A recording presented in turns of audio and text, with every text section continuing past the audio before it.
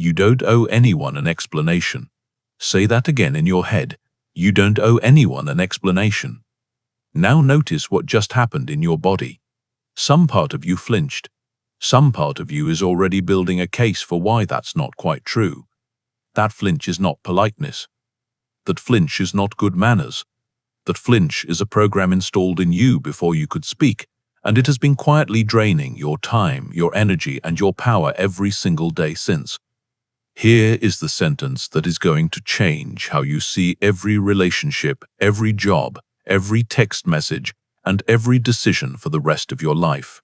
Explaining yourself is not kindness.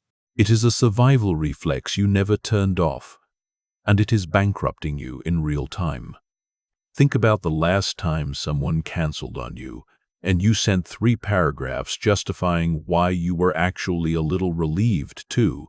No worries, you get it. You were tired anyway. Nobody asked for that. You gave it away for free.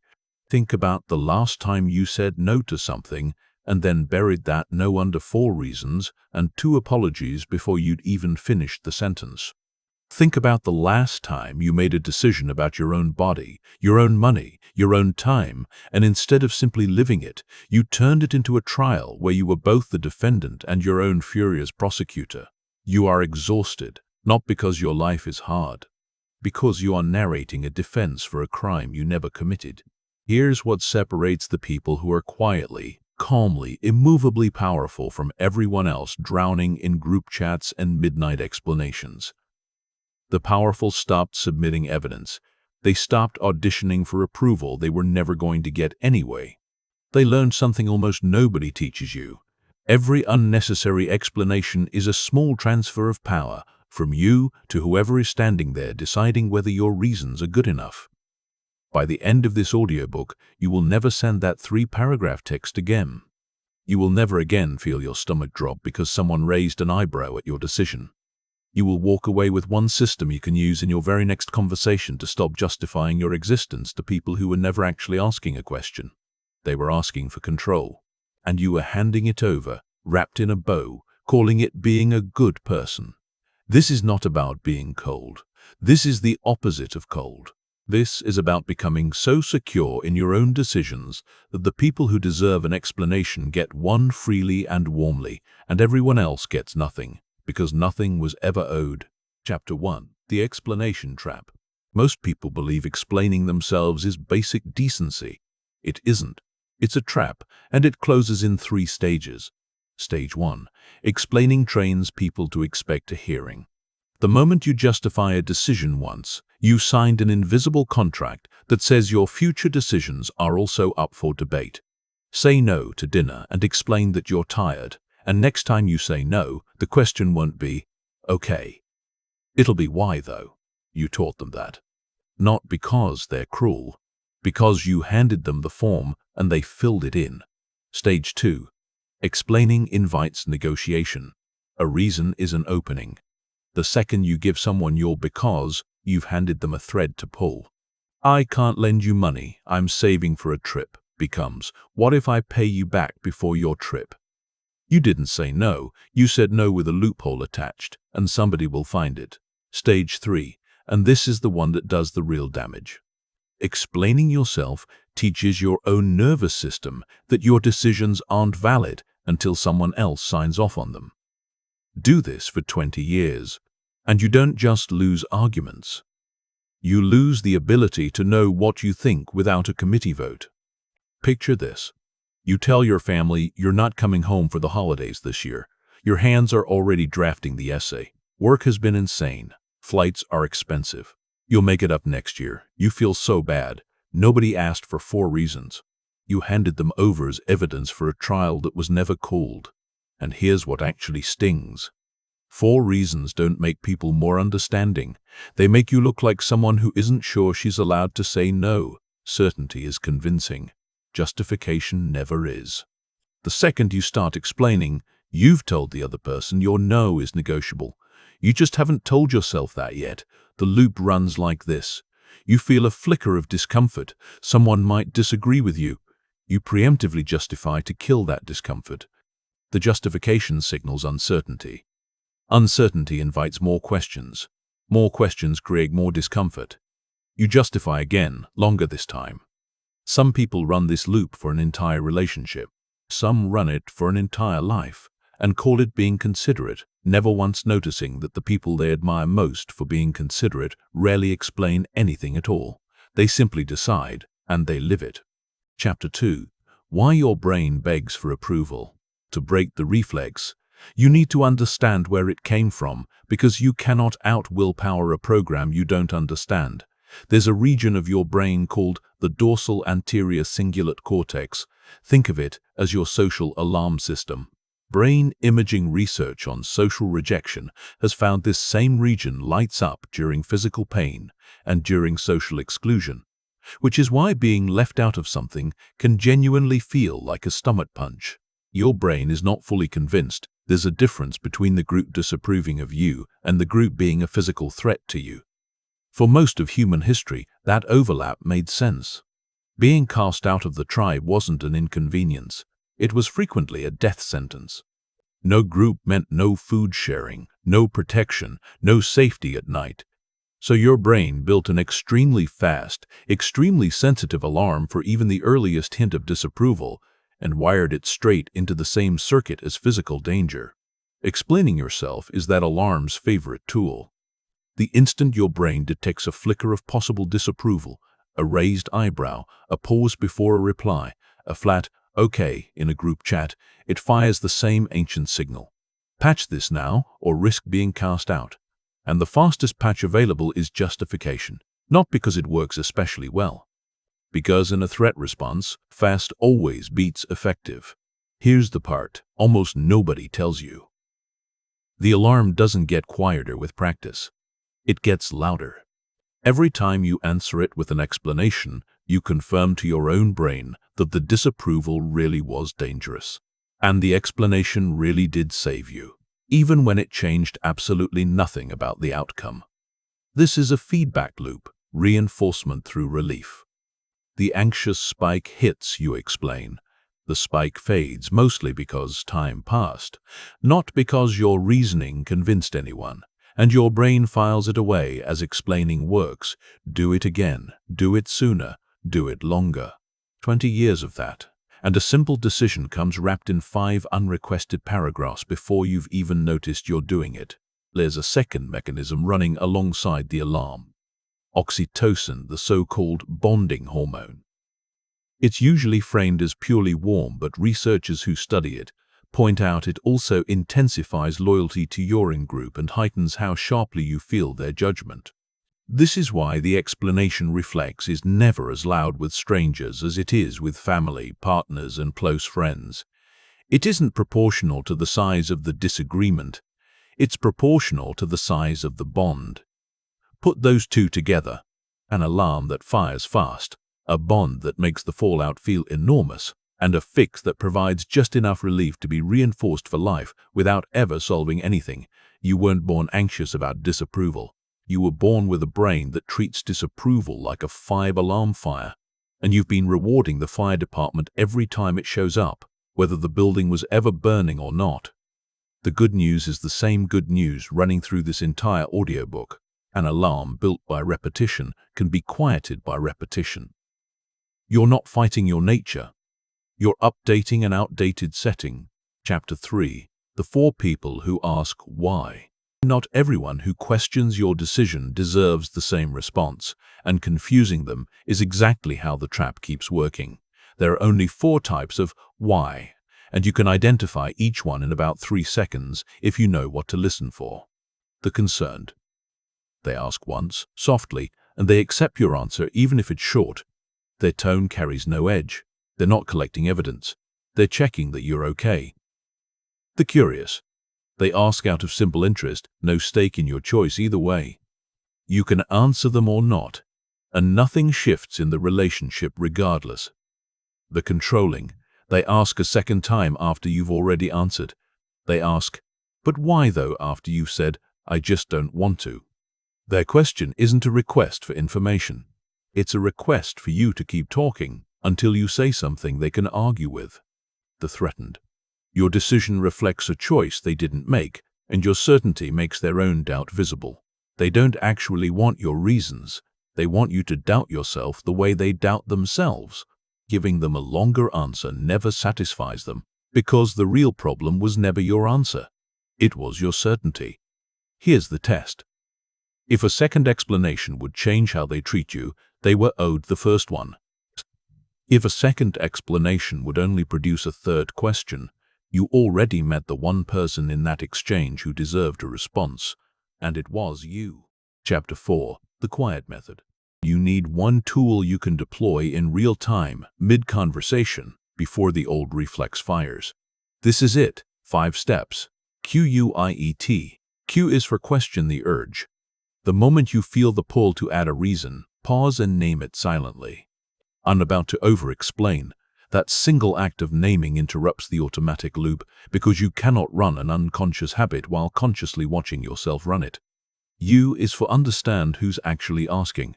Run them through the 4 types from the last chapter in the space of one breath. Concerned, curious, controlling, or threatened. This single sort tells you instantly how much of your energy this person has earned. I is for identify what you're actually afraid of. Underneath almost every over-explanation is one of 3 fears: rejection, conflict, or guilt. Name the actual fear in your head. I'm afraid they'll think less of me. Naming the fear shrinks it.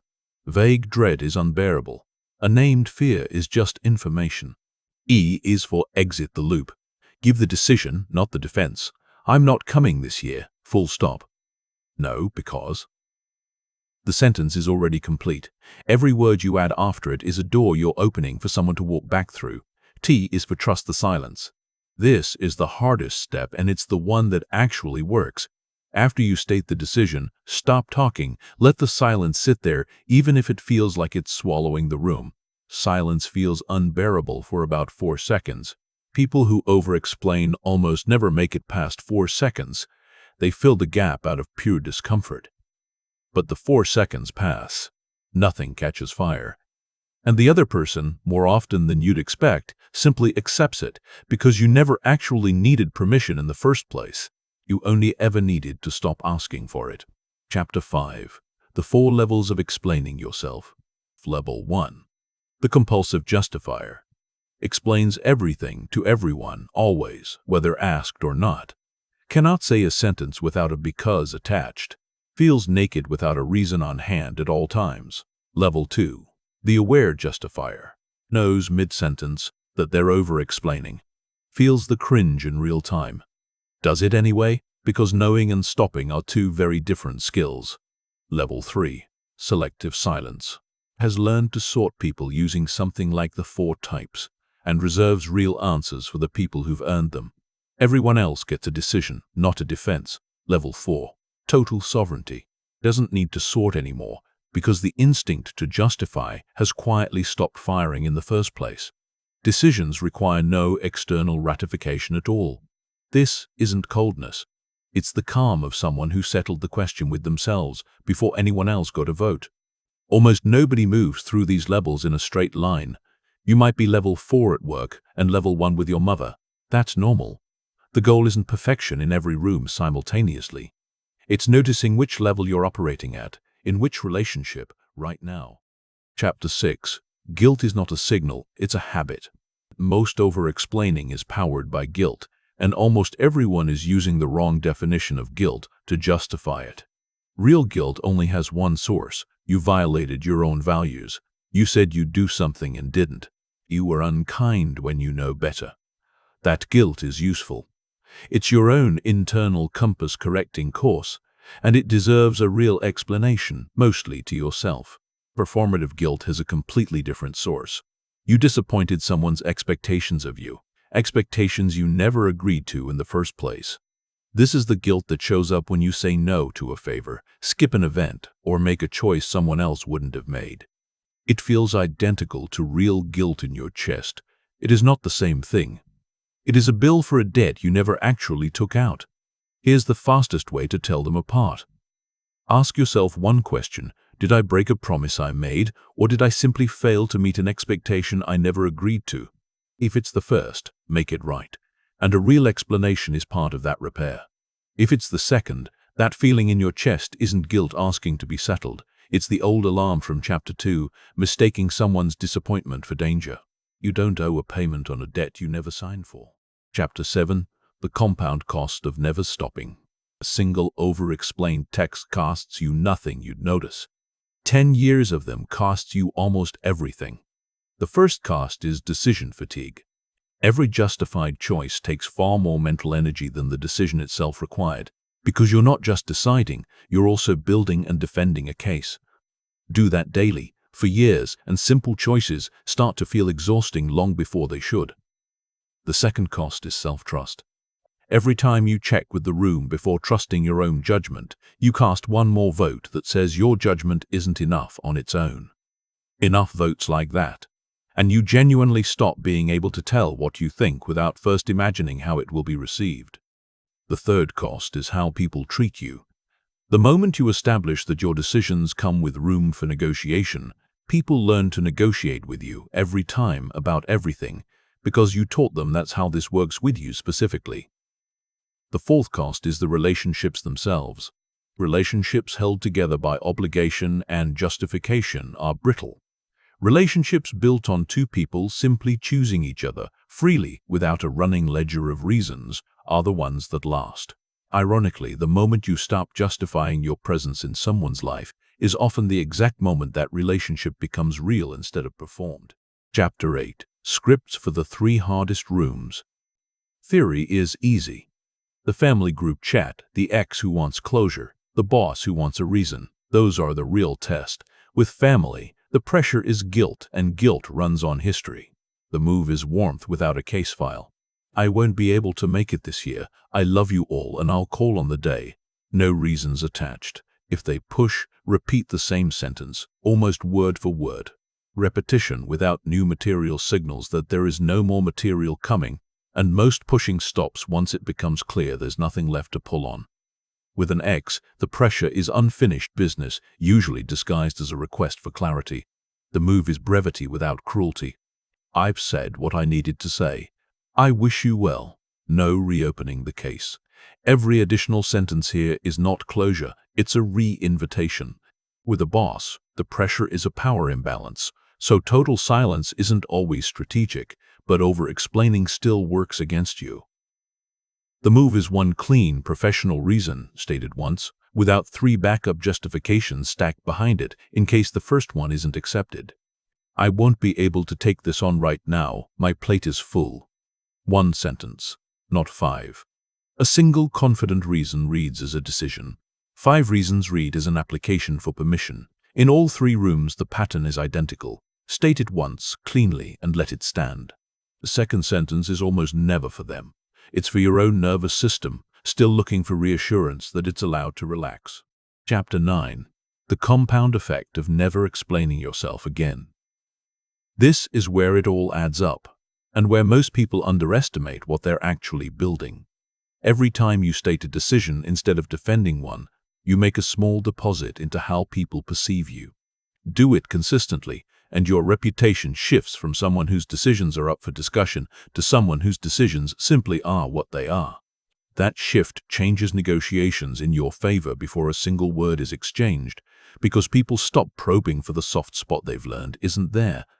Every time you resist the urge to over-explain, you make a second deposit, this one into your own self-trust. That deposit compounds too. The version of you who doesn't need a jury to validate a decision about dinner is also the version who won't need one for a career change, a relationship, or a decision nobody else could possibly understand from the outside. And every time you let a silence sit instead of rushing to fill it, you're quietly training the oldest, most anxious part of your brain that disapproval is not, in fact, danger. That it can survive 4 seconds of someone's raised eyebrow without the world ending. Do that enough times, and the alarm that has run your life since childhood finally, gradually, starts to go quiet. None of this requires becoming someone colder. It requires becoming someone steadier. The people who deserve your reasons will always get them, freely, warmly, because you'll want to give them. Everyone else simply stops receiving a defense they were never owed in the first place. You don't owe anyone an explanation. Not because you don't care, because you finally do about the right things, starting with yourself.